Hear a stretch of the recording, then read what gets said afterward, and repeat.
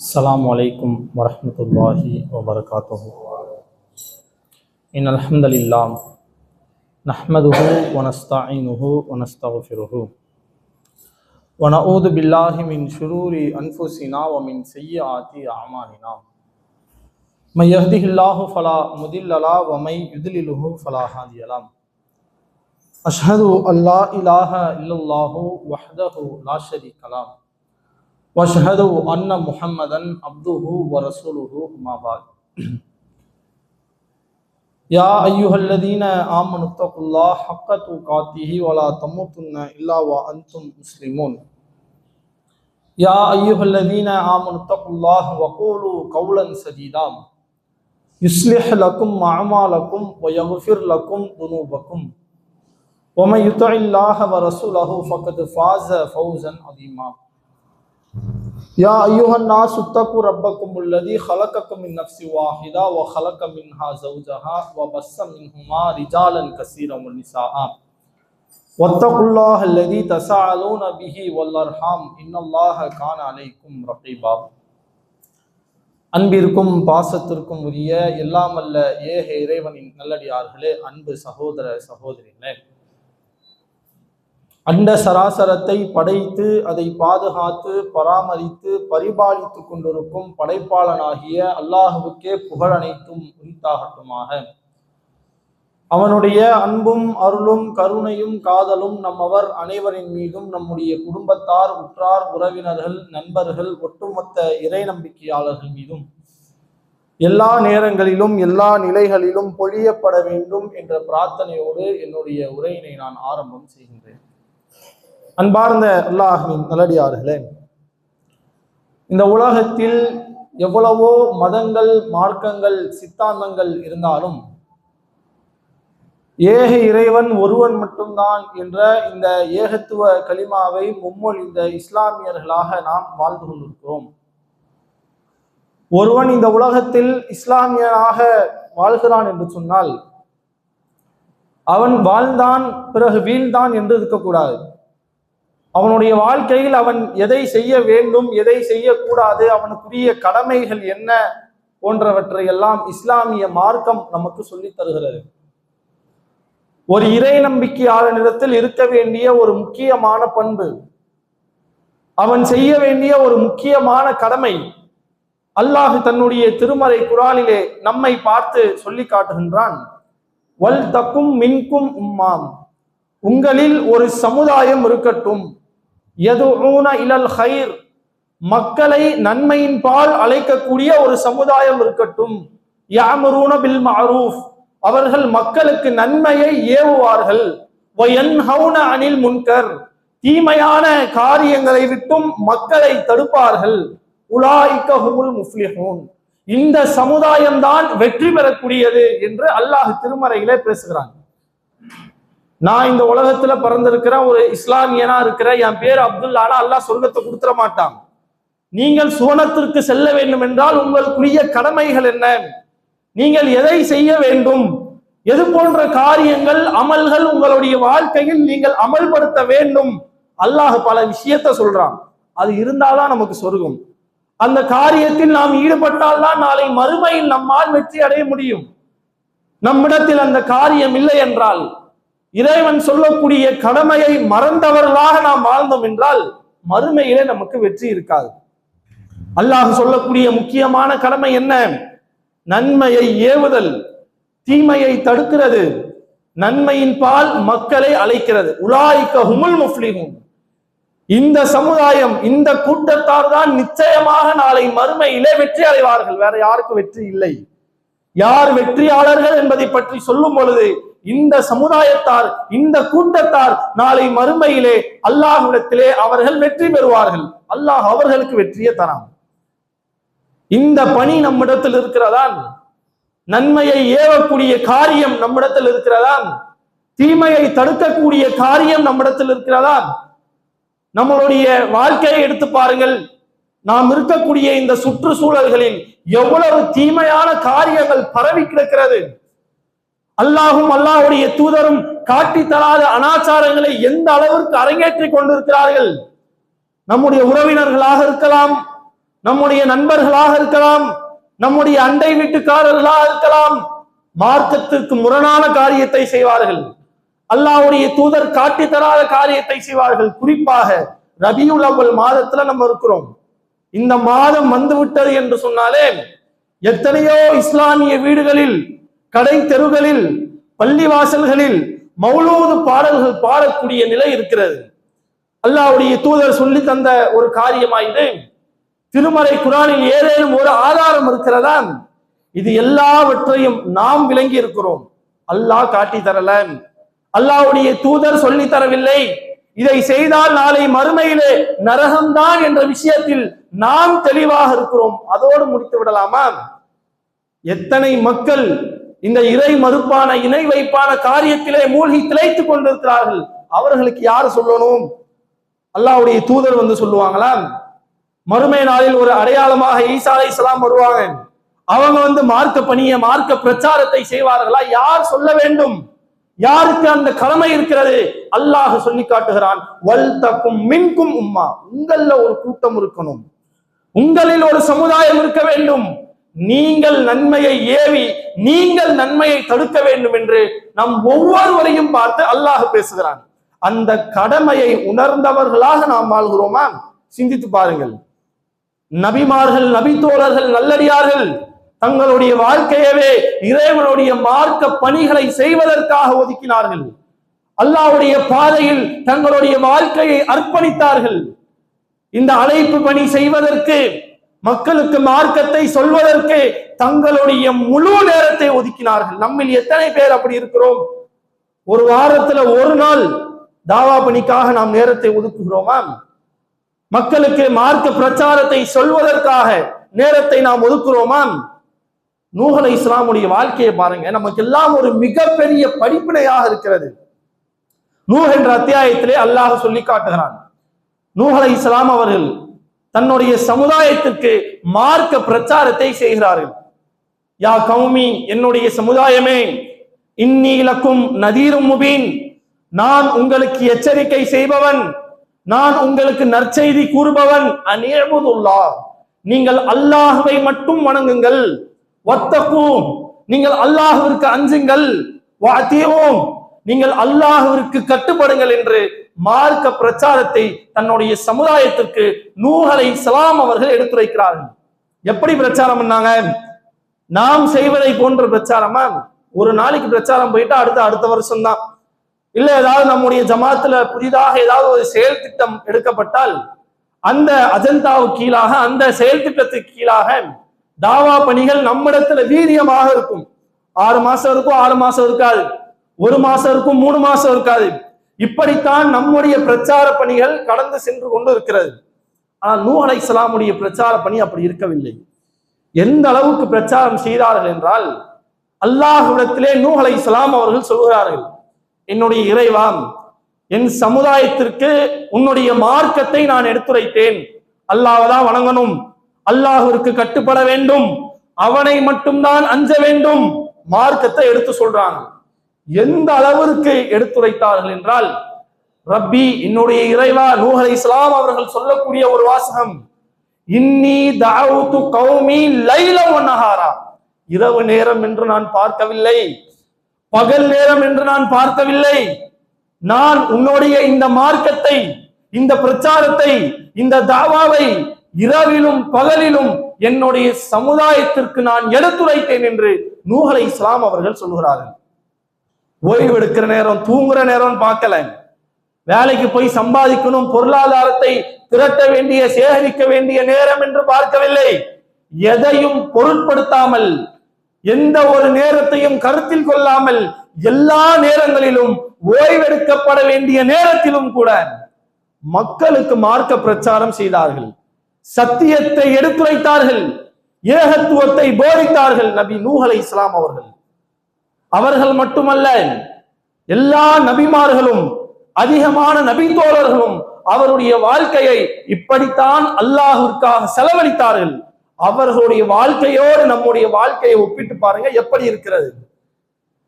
Night தூங்குற நேரம் பார்க்காம நம்ம தாவா பண்ணுவோமா? ஒரு 9 மணி 8 மணி இஷாவை தாண்டிருச்சுனாலே நமக்கு அப்படியே சொக்க ஆரம்பிச்சிடும். நாளைக்கு பார்த்துக்கலாம் பை, இன்னைக்கு வேண்டாம், டயர்டா இருக்கு, வேலைக்கு போயிட்டு இப்பதான் வேலைக்கு போயிட்டு வந்திருக்கோம், ரொம்ப டயர்டா இருக்கு, ஒரு நோட்டீஸ் கொடுக்குற வேலையா இருக்கும், இல்ல ஒரு போஸ்டர் ஒட்டுற வேலையா இருக்கும், அதுவே நமக்கு ஒரு மிகப்பெரிய கஷ்டமான வேலையை போன்று தெரியும். ஆனால் நூஹ் அலைஹிஸ்ஸலாம் எதையும் பொருட்படுத்தவில்லை. தூங்குற நேரம் பார்க்கல, காலையில வேலைக்கு போய் சம்பாதிக்கணும், பொருளாதாரத்தை திரட்ட வேண்டிய நேரம் என்று பார்க்கவில்லை. எல்லா நேரங்களிலும் அல்லாஹுடைய மார்க்கத்தை மக்களுக்கு போதித்தார்கள். நபி இப்ராஹிம் அலைஹிஸ்ஸலாமுடைய வாழ்க்கை எடுத்து பாருங்க.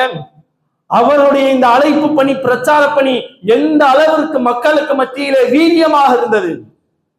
மரியம் என்ற அத்தியாயத்தில் இறைவன் சொல்லி காட்டுகிறான், அந்த வரலாற்றை நமக்கு எடுத்து சொல்கிறான். அதையெல்லாம் படிக்கும் போதே நம்மை மெய்சிலிருக்க வைக்கும் அளவிற்கு இப்ராஹிம் அலைஹிஸ்ஸலாமுடைய அழைப்பு பணி இருந்தது, பிரச்சார பணி இருந்தது. எந்த அளவுக்கு பிரச்சாரம் செய்தார்கள்? தன்னுடைய தந்தைக்கு மார்க்கத்தை எடுத்து சொல்றாங்க. யா அபத்தி, என்னுடைய தந்தையே, லிம தஅபுது மா லா யஸ்மஉ வ லா யுப்சிர், செவியேற்காத, பார்க்க முடியாத இந்த சிலைகளை நீங்கள் எதற்காக வணங்குகிறீர்கள்? தந்தைக்கு எடுத்து சொல்றாங்க. நம்ம வாழ்க்கையை யோசிச்சு பாருங்க. நம்முடைய பெற்றோர்கள் இணை வைப்புல இருக்கலாம், நம்முடைய தாய் இணை வைப்பான காரியத்தில் இருக்கலாம், நம்முடைய தந்தை பிதாத்தான காரியங்களில் மூழ்கி திளைத்துக் கொண்டிருக்கலாம். அவர்களுக்கு மார்க்கத்தை சொல்ல வேண்டும் என்கின்ற சிந்தனை நமக்கு வருகிறதா? அவர்களுக்கு நம்ம மார்க்கத்தை எடுத்து சொல்றோமா? இறைவன் எல்லா இறை நம்பிக்கையாளர்களை பார்த்து ஒரு கட்டளை இடுகிறான். யா அய்யுஹல்லதீன ஆமனூ, நம்பிக்கை கொண்டோரே, கூ அன்ஃபுஸக்கும் வ அஹ்லீக்கும் நாராம், உன்னை நரகத்திலிருந்து நீ பாதுகாத்துக்க, உங்களை நாளை மறுமையிலே நரக வேதனையிலிருந்து பாதுகாத்துக் கொள்ள வேண்டும்.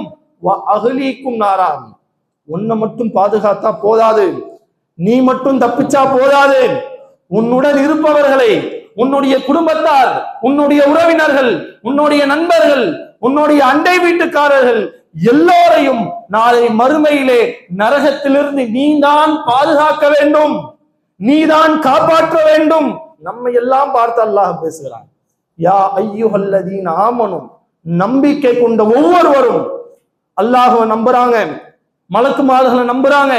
இப்படி இறைவன் எதையெல்லாம் நம்பிக்கை கொள்ள வேண்டும் என்று சொல்கிறானோ அந்த ஈமான்தாரிகளை பார்த்து அல்லாஹ் சொல்லக்கூடிய கட்டளை, கூ அன்ஃபுஸக்கும் வ அஹ்லீக்கும் நாரா, உன்னை நரகத்திலிருந்து பாதுகாத்துக்க, உன்னுடைய குடும்பத்தை, உன்னுடன் இருப்பவர்களையும் நாளை மறுமையிலே நரக நெருப்பிலிருந்து பாதுகாக்க வேண்டும் அல்லாஹ் சொல்கிறான். அந்த கட்டளையை நாம் நிறைவேற்றுகிறோமா? நம்மை நாம் நரகத்திலிருந்து பாதுகாத்துக் கொண்டோம், சத்தியத்துல இருக்கிறோம், கரெக்டான முறையில நபிகளார் காட்டி தந்த அடிப்படையில பள்ளி வாசல்ல தொழுவோம், அல்லாஹ்வுடைய தூதர் சொன்ன காரியத்தை செய்வோம், தடுத்த காரியத்தை செய்ய மாட்டோம். நாளை மறுமையிலே நம்மை நாம் நரகத்திலிருந்து பாதுகாத்து கொண்டோம், அதோட போதுமா? நம்ம வாப்பா நரகத்துக்கு போனா பிரச்சனை இல்லையா? நம்முடைய உம்மா நரக நெருப்பிலே வேதனை செய்யப்பட்டால் கவலை இல்லையா? நம்முடைய நண்பர்கள், நம்முடைய உறவினர்கள் எக்கேடும் கெட்டு போனா எனக்கு என்ன என்று நாம் இருந்து விடலாமா? அப்படி இருப்பவர்கள் சுயநலவாதிகள் என்பதை நாம் நம்முடைய மனதில் ஆழமாக பதிய வைக்கணும். நான் மட்டும் தப்பிச்சா போதும், நான் மட்டும் பாதுகாக்கப்பட்டால் போதும், யார் எப்படி போனா எனக்கு என்ன, அவர்கள் எங்கே சென்றால் எனக்கு என்ன, நான் கரெக்டா இருக்கிறேன்பா, நான் நேர்வழியில இருக்கிறேன், நான் சத்தியத்தில் இருக்கிறேன், இது போதுமே எனக்கு என்று யார் நினைக்கிறார்களோ அவர்கள் எல்லாம் சுயநலவாதிகள். சுயநலத்திற்கு மார்க்கத்தில் இடமே இல்லை. அத்தீனுன் நசீஹா, மார்க்கம் என்றாலே பிறர் நலம் நாடுவதுதான் என்று போதிக்கக்கூடிய இஸ்லாமியர்கள், இதை ஏற்றுக்கொண்ட முஸ்லிம்கள் சுயநலவாதிகளாக வாழலாமா? சற்று சிந்தித்து பாருங்கள்.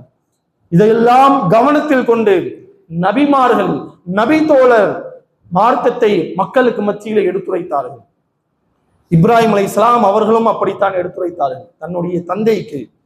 என்னுடைய தந்தையே, லிம தஅபுது மா லா யஸ்மஉ வ லா யுப்சிர், செவியேற்காத, பார்க்க முடியாத இந்த சிலைகளை நீங்கள் எதற்காக வணங்குகிறீர்கள்?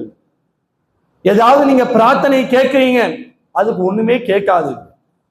என்னிடத்துல யார் பிரார்த்தனை செய்யறா? ஒரு ஆண் பிரார்த்திக்கிறானாம், ஒரு பெண் பிரார்த்திக்கிறாளாம், ஒரு சிறுவனா சிறுமியா யார் பிரார்த்தனை செய்கிறார் என்பதை பார்க்க முடியாது. எதுக்குமே பிரயோஜனம் இல்லாத இந்த சிலைகளை நீங்கள் எதற்காக வணங்குகிறீர்கள்? யாபத்தி என்னுடைய தந்தையே, லா தஅபுதி ஷைத்தான், இந்த ஷைத்தான்களை நீங்கள் வணங்காதீர்கள். இன்ன ஷைத்தான கான லிர்ரஹ்மானி அஸியாம், அளவற்ற அருளாளனுக்கு மாறு செய்யக்கூடியவைகள். அந்த சிலைகளை பற்றி சொல்றாங்க. இவ்வளவு பிரச்சார பணி அவர்கள் செய்ததற்கான காரணம் என்ன தெரியுமா? எது அவர்களை தூண்டியது?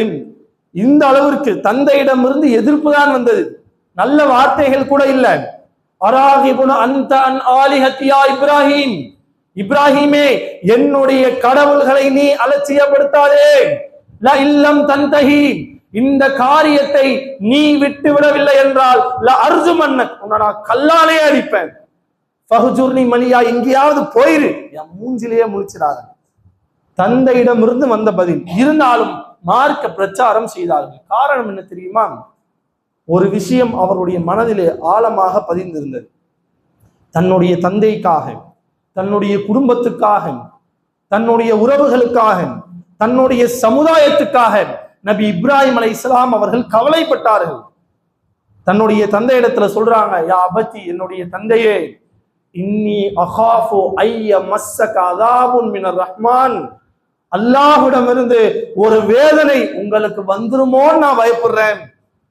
இறைவன் உங்களை தண்டித்து விடுவானோ என்று நான் கவலைப்படுகிறேன். அந்த கவலை இப்ராஹிம் அலைஹிஸ்ஸலாம் அவரிடத்தில் இருந்த காரணத்தினால் எவ்வளவு எதிர்ப்புகள் வந்தாலும், எவ்வளவு வெறுப்புகளை சம்பாதித்தாலும், தன்னுடைய தந்தையே எதிர்த்தாலும் இந்த மார்க்க பிரச்சார பணியிலிருந்து அவர்கள் விலகவில்லை. சமூகத்துக்காக கவலைப்பட்டாங்க, தன்னை பெற்றெடுத்தவர்களுக்காக கவலைப்பட்டார்கள். அந்த கவலை நம்மிடத்தில் இருக்கிறதா? நம்முடைய வாப்பாவை நினைத்து நாம் கவலைப்படுகிறோமா? நம்மை பெற்றெடுத்த தாயை எண்ணி நாம் கவலைப்படுகிறோமா?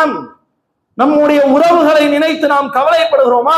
நம்மில் எத்தனை நபர்களிடத்தில் அவர்களுடைய நாளை மறுமை வாழ்வை நினைத்து கவலை இருக்கிறது? சிந்தித்து பாருங்கள். அல்லாஹ்வுடைய தூதர் கவலைப்பட்டார்கள். அல்லாஹ்வுடைய தூதரிடத்தில் கவலை இருந்தது. இப்ராஹிம் அலைஹிஸ்ஸலாம் அவர்கள் எப்படி கவலைப்பட்டார்களோ அதே கவலை நபிகள் நாயகம் ஸல்லல்லாஹு அலைஹி வஸல்லம் அவங்களிடத்துல இருந்தது. அல்லாஹ் குர்ஆனிலே சொல்லி காட்டுகிறான், இன்னல்லாஹ யுதில்லு மை யஷா, அல்லாஹ் தான் நாடியோரை வழிகேட்டிலேயே விட்டு விடுவான். எவ்வளவு பிரச்சாரம் பண்ணாலும் அவங்களுக்கு நேர் வழி கிடைக்காது. என்னதான் சொல்லு, எவ்வளவு நேரம் அவர்களிடத்தில் மார்க்கத்தை எடுத்துரைத்தாலும் நேர் வழி கிடைக்காது. அல்லாஹ் நாடுனாதான் கிடைக்கும். வயஹ்தி மை யஷா, தான் நாடியோருக்கு உடனே அல்லாஹ் நேர் வழியை கொடுத்துருவான். ஒரு தடவை, ஒரே ஒரு முறை அவர்களுக்கு மார்க்கத்தை எடுத்துரைத்தால் போதும், அல்லாஹ் நாடுனா நேர் வழி கிடைச்சிடும். இது எல்லாவற்றையும் அல்லாஹ் சொல்லிவிட்டு, ஃபலா தத்ஹப் நஃப்ஸுக அலைஹிம் ஹஸராத், முஹம்மதே, உங்களுடைய சமுதாயத்திற்காக, உங்களுடைய உம்மத்தினருக்காக அவர்களுக்கு இந்த மார்க்கம் போய் சேரவில்லை, அவர்கள் சத்தியத்தை நம்பவில்லை என்பதற்காக நீங்கள் கவலைப்பட்டு நபியே உங்களுடைய உயிர் போயிட வேண்டாம் என்று நபிகளாரை பார்த்து அல்லாஹ் பேசுகிறான். தன் உயிர் போகக்கூடிய அளவுக்கு அல்லாஹ்வுடைய தூதர் தன்னுடைய சமுதாயத்தினுடைய மறுமை வாழ்வை எண்ணி கவலைப்பட்டார்கள். எப்படி இப்ராஹிம் அலைஹிஸ்ஸலாம் அவர்கள் கவலைப்பட்டார்களோ, அல்லாஹ் தண்டித்து விடுவான் என்ற கவலை நபி இப்ராஹிம் அலைஹிஸ்ஸலாம் அவர்களிடத்தில் இருந்ததோ, அதே கவலை, அதே கண்ணீர் அல்லாஹ்வுடைய தூதரிடத்தில் இருந்தது. தன்னுடைய சமூகத்துக்காக, அவர்களுடைய நாளை மறுமை வாழ்க்கையை நினைத்து கவலைப்படுகிறார்கள். நம்ம மார்க்கத்தை சொல்றோம், நம்ம சத்தியத்தை சொல்றோம், அவர்கள் ஏற்றுக்கொள்ளவில்லையே. நாம் அவர்களை சுவனத்தை நோக்கி அழைக்கிறோம், அவர்கள் நரகத்தை நோக்கி செல்கிறார்களே என்று தன்னுடைய சமூகத்தாரை எண்ணி அவர்களுக்காக நபிகளார் கவலைப்படுகிறார்கள். எந்த அளவிற்கான கவலை? தன்னுடைய உயிர் போகக்கூடிய அளவுக்கான கவலை. நம்மில் எத்தனை பேர் இப்படி கவலைப்பட்டு இருக்கிறோம்? நம்முடைய உறவுகளுக்காக, நம்முடைய பெற்றோர்களுக்காக ஒரு சொட்டு கண்ணீர் நாம் அடித்திருப்போமா? அந்த கவலை நம்மிடத்தில் இருந்திருக்கிறதா? காரணம் என்ன? நம்மிடத்தில் இருக்கக்கூடிய சிறு சுயநலம் தான், ஒரு தன்னலம் எல்லா இஸ்லாமியத்திலும் இப்போது அதிகமாகிவிட்டது. நான் கரெக்டா இருக்கிறேன், நான் நேர்வழியில் இருக்கிறேன், நான் சத்தியத்தில் இருக்கிறேன், எனக்கு நாளை மறுமையிலே எப்படியாவது நான் சொர்க்கத்துக்கு போயிடுவேன் என்கின்ற இந்த சிந்தனை தான் அதிகமான இஸ்லாமியத்தில் இருக்கிறதே தவிர மக்களுக்கு மார்க்கத்தை சொல்ல வேண்டும் ஏகத்துவத்தை போதிக்க வேண்டும், அழைப்பு பணி செய்ய வேண்டும் என்கின்ற சிந்தனை அதிகமான இஸ்லாமியரிடத்தில் வருவது இல்லை. காரணம் என்ன? எனக்கே ஒண்ணுமே தெரியாது, நானே ஒண்ணுமே தெரியாம இருக்கிறேன், நான் எங்க போய் மக்களுக்கு சொல்றது, நான் எங்க போய் பிரச்சாரம் பண்றது, நான் எங்க போய் தாவா பண்றது என்கின்ற இந்த சிந்தனை அதிகமான மக்களிடத்தில் இருப்பதை நாம் பார்க்கலாம். எனக்கே ஒன்றும் தெரியாது பை, எனக்கே பேச வராது, நானே அப்படியே தத்தி தத்தி இருக்கிறேன், நான் போய் எங்க மக்களுக்கு மார்க்கத்தை சொல்றது, இந்த நிலையிலும் அதிகமான மக்கள் இருப்பார்கள். இவர்களுக்கு மூசா அலைஹிஸ்ஸலாம் அவர்கள் ஒரு மிக சிறந்த முன்மாதிரியாக இருப்பாங்க. மூசா அலைஹிஸ்ஸலாம் அவர்கள் யார்? ஒரு இறை தூதர். அல்லாஹ் மூசா அலைஹிஸ்ஸலாம் அவங்களுக்கு கட்டளை போடுறான், ஃபிரௌனுக்கு போய் மார்க்கத்தை சொல்லு, அந்த சமூகத்திற்கு சத்தியத்தை எடுத்துரைக்க வேண்டும் என்கின்ற கட்டளை மூசா அலைஹிஸ்ஸலாம் அவர்களுக்கு வருகிறது. மூசா அலைஹிஸ்ஸலாம் பயப்படுறாங்க. ஏன், என்ன காரணம்? நம்மை போன்று சரளமாக மூசா அலைஹிஸ்ஸலாம் அவர்களால் பேச முடியாது. அவர்களுக்கு கொஞ்சம் திக்குவாய் இருந்தது, அவங்களால சரளமாக பேசக்கூடிய ஒரு சூழல் இல்லை. அவங்களுக்கு ஒரு கவலை, ஒரு தாழ்வு மனப்பான்மை, என்னால முடியுமா, நான் பேசிடுவனான் என்ற ஒரு கவலை மூசா அலைஹிஸ்ஸலாம் அவர்களுக்கு இருந்தது. ஆனால் சொல்லக்கூடிய ஆள் யாரு? அல்லாஹ் சொல்கிறான், நீ போய் சொல்லு, நான் பார்த்துக்கிறேன். ஃபிரௌன் எவ்வளவு பெரிய கொடுங்கோலன், எந்த அளவிற்கு அநியாயத்தை மக்களுக்கு மத்தியிலே அவன் அநியாயக்காரனாக இருந்திருக்கிறான், அநியாயத்தை அவிழ்த்து விட்டிருக்கிறான், எவ்வளவு மோசமான காரியங்களை எல்லாம் செய்திருக்கிறான். அந்த ஃபிரௌனுக்கு எதிராக, அவங்களுடைய சமுதாயத்தினருக்கு எதிராக மூசா அலைஹிஸ்ஸலாம் அவர்கள் மார்க்கத்தை எடுத்துரைத்தார்கள், அல்லாஹ்வை பற்றி சொன்னார்கள், அல்லாஹ்வுடைய மார்க்கத்தை பற்றி சொன்னார்கள்.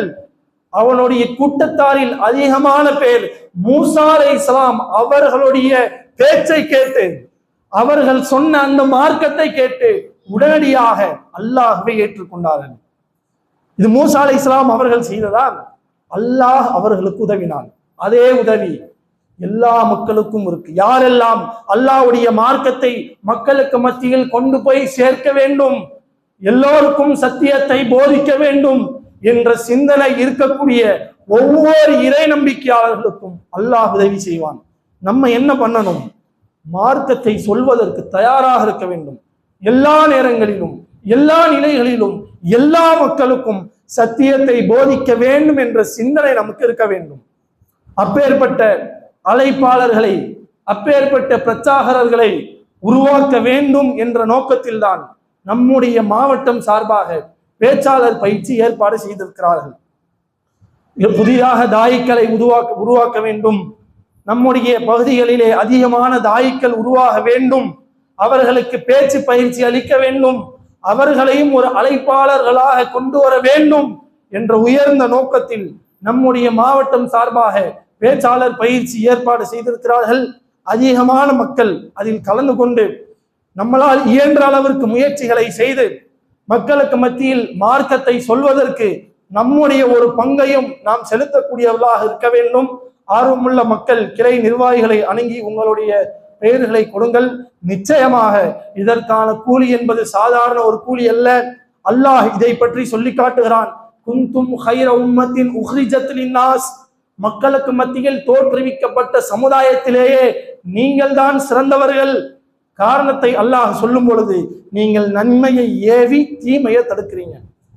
இந்த அழைப்பு பணி செய்யக்கூடிய காரணத்தினால் நாம் தான் சிறந்தவர்கள் அல்லாஹ் சொல்றான். எல்லா மக்களையும் விட, உலக மக்கள் அனைவரையும் விட இந்த பிரச்சார பணியை நாம் செய்யக்கூடிய காரணத்தினால் எல்லோரையும் விட நாம் சிறந்தவர்களாய் இருக்கிறோம் என்பதை உங்களுடைய மனதில் ஆழமாக பதிய வைத்து இந்த பேச்சாளர் பயிற்சியிலே அதிகமான மக்கள் கலந்து கொண்டு அல்லாஹ்வுடைய மார்க்கத்தை மக்களுக்கு மத்தியில் சொல்லக்கூடிய அழைப்பாளர்களாக அல்லாஹ் உங்களையும் என்னையும் என்றென்றும் ஆக்கி அருள் புரிய வேண்டும் என்ற பிரார்த்தனையோடு என்னுடைய முதலாவது உரையினை நான் நிறைவு செய்கிறேன்.